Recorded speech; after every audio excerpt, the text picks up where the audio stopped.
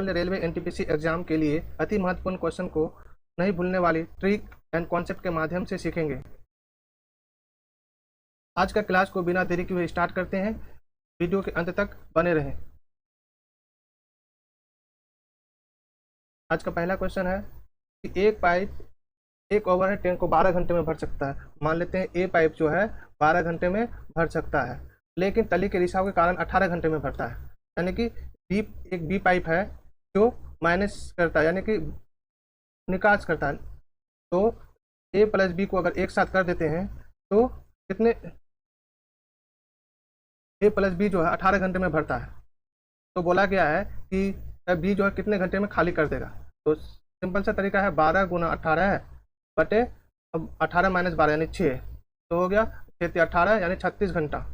36 घंटा में जो है बी पाइप जो है खाली कर देगा। Option number 4 correct answer. बढ़ते हैं अगले क्वेश्चन की ओर। अगला क्वेश्चन में कहा गया कोई बस शुरू में किसी दूरी का कुछ भाग 40 किलोमीटर प्रति घंटा की चाल से तय करती है।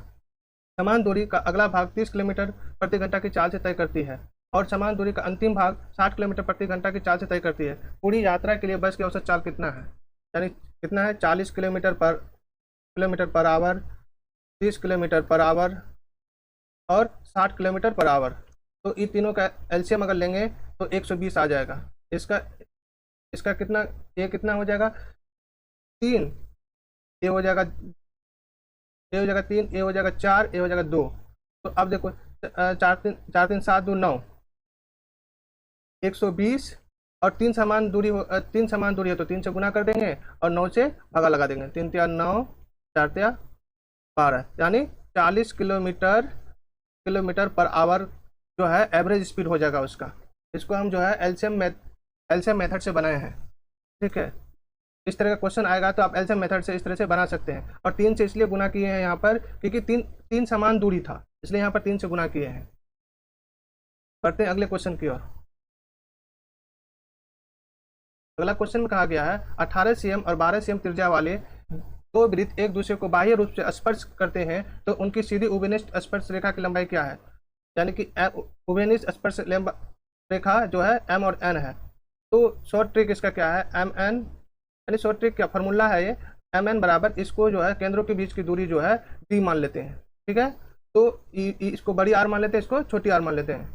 तो root under D square minus R minus बड़ी आर माइनस छोटी आर का स्क्वायर। तो डी कितना है? केंद्रों के बीच की दूरी कितना हो जाएगा? 18 और 12, दोनों रेडियस है तो यानी 30 हो गया। ठीक है, ये 18 है तो केंद्रों के बीच की दूरी क्या हो गया? 30 हो गया। 30 का स्क्वायर माइनस 18 माइनस 12 का स्क्वायर, यानी कि यहाँ से आपका क्या आ जाएगा? 900 और 6 प्लस 36, यानी 936 आ जाएगा। Root under 936। इसको अगर सॉल्व करेंगे, इसको सॉल्व करके ऑप्शन में यही रहता है, जो ज़्यादा कैलकुलेटिव नहीं रहता है यही रहता है। और ज़्यादा कैलकुलेटिव रहेगा तो इसको निकाल करके जो है गुना कर लेंगे। राइट आंसर क्या? रूट अंडर कितना हो जाएगा? 936। इसको याद रखना क्या है, इसमें याद रखने वाली क्या बात है? एम एन जो है उभयनिष्ठ स्पर्श रेखा की लंबाई बराबर होता है डी स्क्वायर माइनस आर का होल स्क्वायर। आप यहाँ से इस क्वेश्चन को समझ चुके होंगे। अब इस प्रकार का कोई भी क्वेश्चन आएगा तो बना लेंगे। ये क्वेश्चन जो है एग्जाम में बार बार पूछा जा रहा है। अगला क्वेश्चन में कहा गया निम्नलिखित में से किस मापदंड को लागू करने से दो त्रिभुजों को सर्वांग सिद्ध नहीं किया जा सकता है? सर्वांग सिद्ध करने के लिए प्रॉपर्टीज जो है, एक इसका राइट आंसर पहले बताते हैं। इसका राइट आंसर है कोण, यानी कि सर्वांग करने के लिए साइड से होता है। ठीक है, पहला साइड से, उसका साइड एंगल साइड से, यानी भुजा से। तीसरा होता है कोण भुजा कोण, यानी कि एंगल साइड एंगल। ये 3 प्रॉपर्टीज है। और एक प्रॉपर्टीज क्या होता है? RHS। ये 4 प्रॉपर्टीज होता है। और जो कोण से जो है सर्वांग नहीं होता है, कोण सर्वांग नहीं होता। इसका राइट आंसर क्या हो जाएगा? कोण से, यानी एंगल से सर्वांग नहीं होगा। ठीक है, अगला क्वेश्चन की ओर बढ़ते हैं। अगला क्वेश्चन में कहा गया है 3 संख्याओं का योग 18 है। मान लेते 3 संख्या अलग अलग x plus Y plus Z equal to 18 है और बोला गया उनके वर्गों का योग जो है 36 है, यानी x square plus Y square plus Z square equal to 36 है। तो उनके घनों के योग यानी X cube plus Y cube plus Z cube, और उनके गुणनफल के 3 गुने के बीच का अंतर यानी -3 XYZ का मान पूछा है। तो ये फार्मूला है, इसका फार्मूला क्या होता है, फार्मूला लिखते हैं x plus Y plus Z into X square plus Y square plus Z square minus XY minus Y Z minus Z X. तो मेरे पास क्या है, x प्लस वाई का मान है, X square plus Y square plus Z square का मान है, मेरे पास मान क्या है, एक्स वाई वाई जेड और जेड एक्स का मान नहीं है। तो हम क्या करेंगे, तो X Y plus Y Z plus Z X का मान निकालने के लिए क्या करेंगे, तो इसको होल स्क्वायरिंग करेंगे तो क्या 324 माइनस 36, यानी कि ये जो है 2XY वाई जेड और जेड एक्स जो है कितना हो जाएगा 288, यानी कि ये दो जो यहाँ से डिवाइड हो जाएगा तो कितना हो जाएगा, X Y plus Y Z plus Z X का मान कितना हो जाएगा 144। अब इसमें बैठा देंगे 18 x plus Y plus z जो 18 दिया हुआ है गुना x square plus Y square plus Z square कितना दिया हुआ है 36 दिया हुआ है, माइनस और जो है इसको माइनस कॉमन ले लेंगे तो अंदर में बचेगा X Y plus Y Z plus Z X, जिसका मान हम अभी निकाले हैं कितना 144 निकाले, 144 लिख देते हैं। तो 18 गुना कितना हो जाएगा माइनस 108, इसको हम गुना करते हैं तो इसको हम गुना करेंगे तो 18 144 फिर 4 18 और 4 18 और 1 19 माइनस 1944 आंसर है। तो ऑप्शन नंबर ए में है करेक्ट आंसर। इसमें सब कुछ दिया हुआ था, ये तो अलजेब्रे का सवाल बन गया। ये अलजेब्रा का फॉर्मूला याद रखिएगा, X cube plus Y cube plus Z cube minus 3XYZ बराबर होता है X plus Y plus Z X square plus Y square plus Z square minus XY minus Y Z minus Z X. यहाँ पर हम जो है minus common ले लिए हैं तो X Y Y Z plus Z X बचा, जिसका मान था 144, यहाँ पर 144 रखे हैं। इसको सॉल्व करने के बाद जो है माइनस 1944 आंसर राइट आंसर आ गया। एक क्वेश्चन अलजेब्रा का था। एक क्वेश्चन आजकल जो है बहुत बार बार पूछा जा रहा है इस प्रकार का पैसा वाला, तो देखते हैं कैसे इसको सॉल्व करेंगे। एक मनी बैग में क्रमशः 1 रुपये 5 रुपये और 10 रुपये के सिक्के 3, 5 और 7 के अनुपात में है। यदि उस बैग की कुल राशि 980 रुपया है तो 10 रुपये के सिक्कों की संख्या। 1 रुपये का सिक्का कितना, 1 रुपया और 5 रुपये 10 रुपये का सिक्का है, तो रेशियो कितना 3, 5, 7, यानी कि इसी को हम यहाँ 3x 5x और 7x मान लेते हैं। तो यहाँ क्या हो जाएगा, 1 रुपये का सिक्का है 1 गुना 3x प्लस 5 रुपये का सिक्का है 5 गुना 5x प्लस 10 रुपये का सिक्का है 10 गुना 7x। तो ये तीनों का जो सम जो होगा तो कितना रुपया हो जाना चाहिए, 980 रुपया हो जाना चाहिए। तो 3x plus 25x plus 70x बराबर 980 रुपया। इसको जोड़ेंगे तो 98x हो जाएगा बराबर 980 रुपया। तो 98 कैंसिल हो गया, x बराबर मेरे पास कितना है 10 आया। तो हमसे पूछा 10 रुपये की सिक्कों संख्या, 10 रुपये की सिक्कों संख्या क्या माने थे 7x था, तो 10 गुना 7 यानी कितना हो जाएगा 70 हो जाएगा, यानी option number B correct answer है। अगला क्वेश्चन की ओर बढ़ते हैं। अगला क्वेश्चन में कहा गया, एक क्वेश्चन जो है इस बार एनटीपीसी में पूछा गया था ग्रेजुएट लेवल वाला में। तो इस क्वेश्चन बहुत भी है, इस टाइप का नया क्वेश्चन जो बन रहा है, तो आने वाले एग्जाम में जो है पूछे जाने की संभावना है। आगे बढ़ते हैं। तो 3 पाइप है मेरे पास P, Q और R।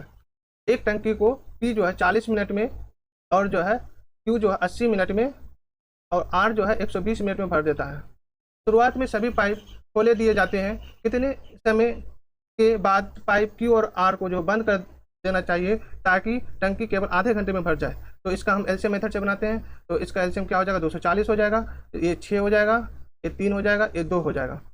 बोला गया है कि तीनों पाइप को पहले शुरू में खोल दिएगा। मान लेते तीनों पाइप को जो x मिनट के लिए खोल दिया पहले, 6 + 3 + 2। अब बचा मेरे पास कितना, x मिनट तो चले गया, तो हमको भरना था पूरा टोटल आधे घंटे में। तो 30 - x यानी टाइम बचा, और जो कौन अब खुला हुआ रहेगा, सिर्फ P और Q को तो हम बंद कर दिए हैं, P और Q को बंद कर दिए हैं, तो खुला हुआ क्या है, Q और R को बंद कर दिया तो खुला हुआ क्या है P है, गुना 6। तो टोटल कितना हो जाएगा 240, टोटल 240 मिनट। तो इसको सॉल्व कर लेते हैं। ये कितना हो जाएगा 9 2 11x प्लस 6 से गुना करेंगे 180 - 6x बराबर 240। इसको सॉल्व करेंगे तो 5x बराबर 180 उधर जगह घट जाएगा तो 60 बचेगा, यानी कि x का वैल्यू कितना आ गया 12, यानी कि 12 मिनट 12 मिनट के बाद जो है हम जो है क्यू और आर को बंद कर देंगे तो 30 मिनट के अंदर जो है भर जाएगा। इसको इस तरह से बनाएंगे। इसको सबसे पहले क्या किए, पी क्यू आर जो लिख दिए, 40 मिनट, 80 मिनट, 120 मिनट। इसका एलसीएम ले ले 240। इसका कितना हुआ, 6 हो गया कैपेसिटी, इसका 3 हो गया, इसका 2 हो गया। अब तीनों पाइप को एक साथ खोल दिए गए थे पहले, तो एक्स मिनट तक तीनों पाइप को खोल दिया गया, तो तीनों पाइप का कैपेसिटी कितना, 6 3 2 को जोड़ दिए, और जो है टोटल जो है कितने मिनट में भरना था, 30 मिनट में भरना था। एक्स मिनट तो चला चुके, तो बचा कितना, 30 माइनस एक्स मिनट। तो 30 माइनस एक्स मिनट कौन खुला हुआ रह गया, और जो पी खुला हुआ रहा, पी का कैपेसिटी कितना, 6 बराबर टोटल कितना भरना था, 240 भरना था। तो इसको सॉल्व कर लिए। सॉल्व करने के बाद मेरा आंसर आ गया 12 मिनट। अगला क्वेश्चन की ओर बढ़ते हैं।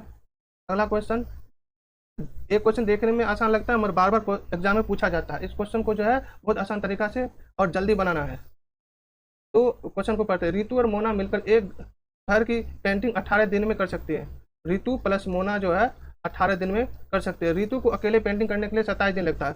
रितु को कितना दिन लगता है, 27 दिन लगता है। तो मोना को अकेले पेंटिंग करने में कितना समय लगेगा।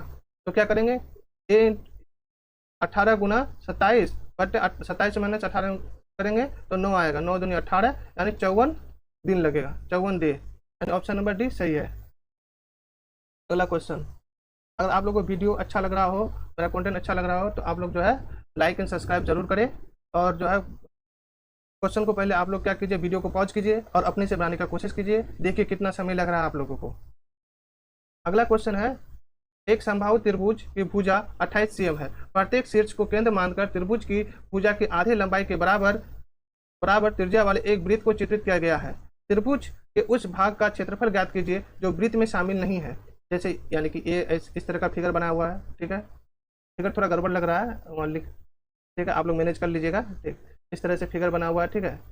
इस तरह से 3 समान वृत्त है, ठीक है। इसका जो है 28 है, यानी कि इक्विलेटरल ट्रायंगल है, समबाहु त्रिभुज है। तो ये 28 है, तो ये रेडियस कितना हो जाएगा, 14 हो जाएगा, ठीक है। अब हम ऐसे है, यानी बीच वाला जो ये क्षेत्र है जिसको हम रंग रहे हैं, इसी क्षेत्र का जो है एरिया पूछा गया है। तो त्रिभुज का एरिया में जो है इस सर्कल के तिरछेखंड का एरिया जो हम घटा देंगे तो क्या आ जाएगा, इस बीच वाले क्षेत्र का एरिया आ जाएगा। इसको करेंगे कैसे, त्रिभुज का एरिया यानी संभावित त्रिभुज का एरिया बराबर √3/4 इंटू भुजा स्क्वायर यानी 28 इंटू 28 हो गया, माइनस, अब देखो 3 को वृत्त है, 3 वृत्त लिख लिए। तिरछेखंड का क्षेत्रफल बराबर क्या होता है, θ/360, यानी संभावित त्रिभुज है तो थीटा कितना होगा, 60 डिग्री हो जाएगा। 60 डिग्री बटे 360 गुना पाई का वैल्यू कितना, 22/7 इंटू रेडियस कितना हो जाएगा, 14 है, 14 इंटू 14। 3 से आगे इसलिए गुना किया, 3 तो सर्कल है। तो इसको सॉल्व कर लेते हैं। इसको सॉल्व करेंगे, 18 2 बार में हो गया, 11 हो गया, 7 दूनी 14 हो गया, ठीक है। 22 गुना 14 हो जाएगा, इधर काटेंगे तो 7 चौक 28 यानी 196√3। तो 196√3 माइनस 28 का तो 308, यानी कि ये आपका आंसर हो गया। ऑप्शन में इसी तरह से आजकल जो है डेसिमल में कम देता है, इसी तरह ऑप्शन में लिखा हुआ रहता है। और डेसिमल में देगा तो करना कुछ नहीं है। 196 को, हाँ ऑप्शन में तो दिया हुआ है, डेसिमल में ही दिया हुआ है। तो 196 इंटू 1.73 माइनस 308, इसको अगर सॉल्व कीजिएगा तो आपका आंसर आ जाएगा 31.08। इसको अपने से कीजिए, कैलकुलेशन अपने से कीजिएगा, तब आपका कैलकुलेशन फास्ट भी होगा और जल्दी बना भी सकते हैं। क्वेश्चन आप लोग समझ चुके होंगे कि क्वेश्चन में क्या कहा गया था। एक त्रिभुज है ABC, संभावित त्रिभुज है, इसके तीनों शीर्ष पर जो है 3 वृत्त बनाया गया है। तीनों वृत्त एक दूसरे को टच कर रहा है और ट्रायंगल के अंदर एक छोटा सा भाग बच रहा है जो खाली है, वृत्त के अंदर नहीं आता। इसी का एरिया हमसे पूछा था, तो इसका एरिया निकालेंगे, त्रिभुज का एरिया निकालेंगे। और ये जो पार्ट है, ये 3 जो पार्ट है, ये 3 पार्ट का एरिया को घटा देंगे तो क्या आ जाएगा, इस बीच वाला पार्ट का आ जाएगा। तो वही किए, यानी त्रिभुज का क्षेत्रफल निकाल दिए और तिरछेखंड का क्षेत्रफल निकाल दिए हैं। तिरछेखंड का क्षेत्रफल निकाल दिए और उसके बाद जो है आंसर इस प्रकार से निकल गया है। अगला क्वेश्चन की ओर बढ़ते हैं। अगला क्वेश्चन में क्या कह रहा है देखते हैं। एक साधारण ब्याज से संबंधित ये प्रश्न है। इस टाइप का प्रश्न भी खूब पूछा जा रहा है आजकल, तो आप लोग ध्यान से देखिएगा कि इस क्वेश्चन को जो है कैसे जल्दी बना सकते हैं। किरण ने 2 व्यक्तियों को 4000 का एक भाग 8% की दर से और शेष 10% की दर से उधार दिए। उसे 352 का वार्षिक साधारण ब्याज मिला। 10% की उधार ली गई राशि का करें। अब इसको हम ना क्या करेंगे, तो रेशियो प्रोपोर्शनल में बनाएंगे इसको। तो 8% जो है, 8% 4000 का 8% कितना हो गया, 832, 320 हो गया। और जो है 4000 का 10% कितना होगा, 400 हो गया, ठीक। और उसे 352 रुपये वार्षिक साधारण ब्याज मिलता है, तो 352 हो गया यहाँ पर। अब ऐसे कर लेंगे, इसको रेशियो में बना लेंगे, ठीक है। इसको 400 में से 52 घटाएंगे 48 आएगा, और 320 में 352 में से 320 घटाएंगे 32 आएगा। इसको काट लेते हैं, 48 16 32, यानी कि इसको x लिख देते हैं, आसान रहता है। 5x बराबर 4000 है। याद रखिएगा ई था 8% वाला निकाले थे, ई 10% वाला, तो हमसे पूछा है 10% पर उधार दी गई राशि पूछा है। तो 5x बराबर 4000, तो यानी कि x बराबर 800 हो गया। तो 8% वाला 10% वाला 10% वाला क्या है 2x है, पूरा 2 से गुना कर देंगे तो 1600 आंसर आ जाएगा। ये जो है बेस्ट तरीका है जो क्वेश्चन को आप जल्दी सॉल्व कर सकते हैं। हम यहाँ लिख रहे हैं इतना सारा चीज, इसलिए थोड़ा सा टाइम आप लोग को लग रहा हो कि टाइम ज़्यादा लग रहा है, मगर आप जब कीजिएगा इस क्वेश्चन को तो बहुत कम समय में आ जाएगा। 15 से 16 सेकंड में इस क्वेश्चन को आप बना के आराम से टिक लगा सकते हैं।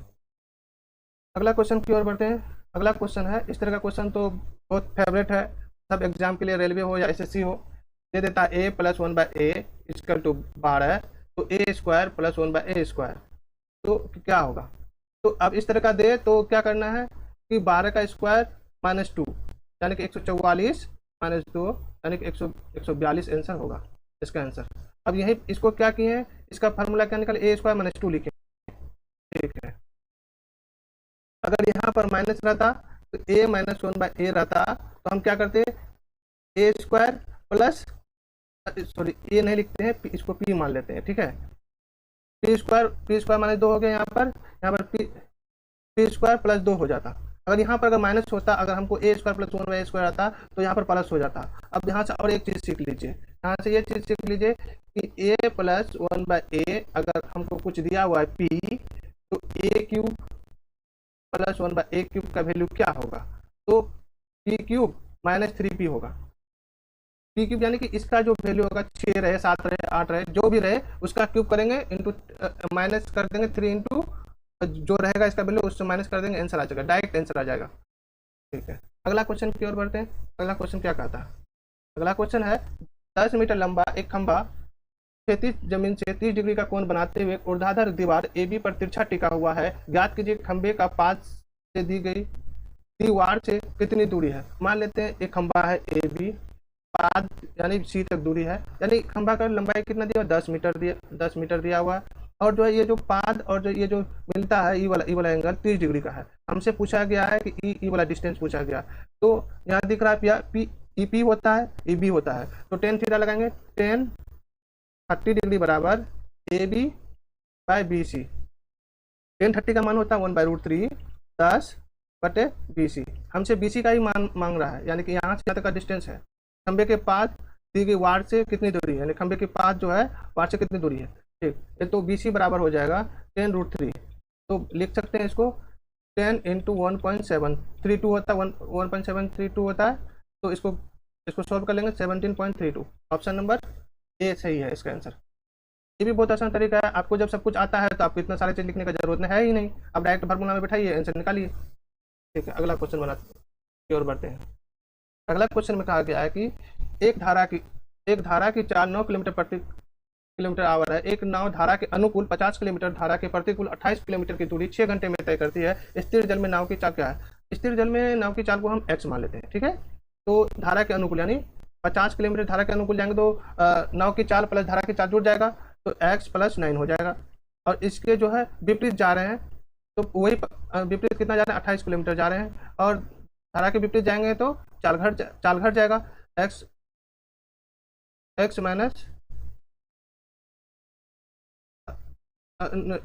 9 बराबर कितना होगा 6 घंटा।